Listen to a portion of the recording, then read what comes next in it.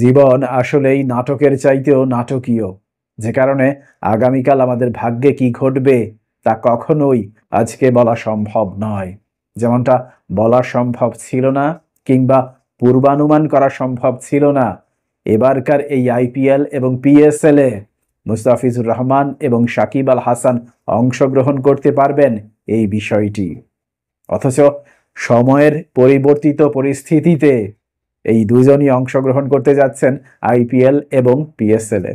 প্রথমেই যদি সাকিব আল হাসানের ইস্যুটির দিকে তাকাই তাহলে কি দেখতে পাই? একটা সময় বাংলাদেশের ক্রিকেটের অবিচ্ছেদ্য অংশ ছিলেন সাকিব আল হাসান, কিন্তু পরবর্তীতে পরিবর্তিত পরিস্থিতিতে এখন তিনি বাংলাদেশের ক্রিকেটের সুদূর অতীত, যে কারণে মনে প্রাণে চাওয়া সত্ত্বেও এখন তিনি বাংলাদেশের হয়ে মাঠের ক্রিকেটে লড়াই করতে পারছেন না। মূলত সাকিব আল হাসানের ডাউনফলটা শুরু হয় রাজনীতিতে যোগ দেওয়ার পর। প্রথমেই সংসদ সদস্য নির্বাচিত হন, পরবর্তীতে গণ অভ্যুত্থানের পর পরিবর্তিত পরিস্থিতিতে বাংলাদেশের মাটিতে আর বাংলাদেশের হয়ে কোনো ক্রিকেট ম্যাচে অংশগ্রহণ করতে পারেননি, এবং পরবর্তীতে বিপদ আরও ঘনীভূত হয় যখন তার বোলিং অ্যাকশন অবৈধ হয়। পরবর্তীতে যদিও বা একাধিক পরীক্ষা দিয়ে পরীক্ষায় উত্তীর্ণ হন এবং আবারও মাঠের ক্রিকেটে ফেরার জন্য প্রস্তুত হন, কিন্তু তারপরেও কিন্তু মাঠের ক্রিকেটে সেই অর্থে ফিরতে পারছিলেন না। অবশেষে পিএসএল দিয়ে আবারও মাঠের ক্রিকেটে প্রত্যাবর্তন ঘটবে সাকিব আল হাসানের, এবং এ যাত্রায় সাকিব আল হাসানের সঙ্গী লাহোর কালান্দার্স। অবশ্য পিএসএল এর আগেও খেলেছেন সাকিব আল হাসান। এর আগে তিনি পেশোয়ার জালমি এবং করাচি কিংসের হয়ে মাঠে নেমেছিলেন। এবং এখন পর্যন্ত আমরা যদি সাকিব আল হাসানের টি-20 ক্যারিয়ারের দিকে তাকাই তাহলে দেখতে পাই এখন পর্যন্ত তিনি 444টি ম্যাচে অংশগ্রহণ করেছেন, এবং 444টি টি-20 ম্যাচে অংশগ্রহণ করে ব্যাট হাতে 7,438 রান সংগ্রহ করেছেন এবং বল হাতে 492 উইকেট শিকার করেছেন, যে কারণে অত্যন্ত যৌক্তিকভাবেই বলা যায় সাকিব আল হাসান যদি তার অভিজ্ঞতার ভান্ডার নিংড়ে আবারও পূর্বের সেই সাকিব আল হাসান হয়ে উঠতে পারেন পিএসএল এ, তাহলে অবশ্যই তার দল লাহোর কালান্দার্স লাভবান হবে।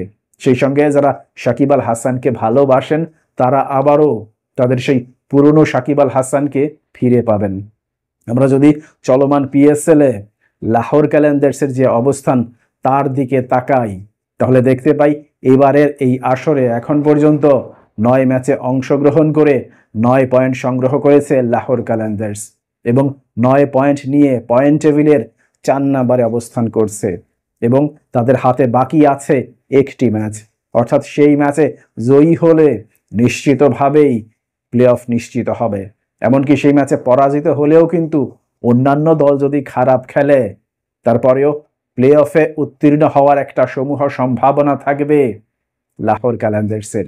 সেই অর্থে আমরা যারা সাকিব আল হাসানকে মাঠের ক্রিকেটে আবারও প্রবলভাবে দেখতে চাই, আমাদের চাওয়াটা থাকবে সাকিব আল হাসান তার দলের হয়ে লিগ পর্বের বাকি একটি ম্যাচে ভালো ক্রিকেট খেলেন এবং তার দল প্লে অফে উত্তীর্ণ হোক, এবং প্লে অফ এবং ফাইনালেও সাকিব আল হাসান ভালো ক্রিকেট উপহার দিক।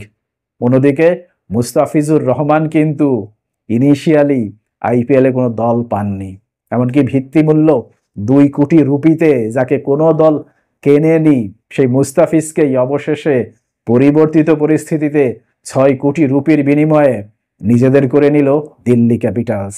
এখন দেখার বিষয় বাংলাদেশ ক্রিকেট বোর্ড আদতে মুস্তাফিজকে কয় ম্যাচের জন্য এনওসি দেয়। আমরা যদি দিল্লি ক্যাপিটালসের পয়েন্ট টেবিলের দিকে তাকাই তাহলে দেখতে পাই দিল্লি ক্যাপিটালস এবারের এই আসরে এখন পর্যন্ত 11টি ম্যাচে অংশগ্রহণ করেছে, এবং 11টি ম্যাচে অংশগ্রহণ করে 13 পয়েন্ট সংগ্রহ করেছে, এবং 13 পয়েন্ট নিয়ে পয়েন্ট টেবিলের 5 নাম্বার আসনে বর্তমানে অবস্থান করছে দিল্লি ক্যাপিটালস, এবং দিল্লি ক্যাপিটালসের হাতে বাকি আছে 3টি ম্যাচ। অর্থাৎ বাকি 3 ম্যাচে যদি ভালো ক্রিকেট খেলে সেক্ষেত্রে কিন্তু দিল্লির সামনে সুযোগ থাকবে প্লে অফে পৌঁছানোর, কিন্তু প্লে অফে পৌঁছানোর পর মুস্তাফিজুর রহমানকে দিল্লি ক্যাপিটালস বর্ধিত ম্যাচের জন্য পাবে কি না সেটাও কিন্তু নিশ্চিত নয়।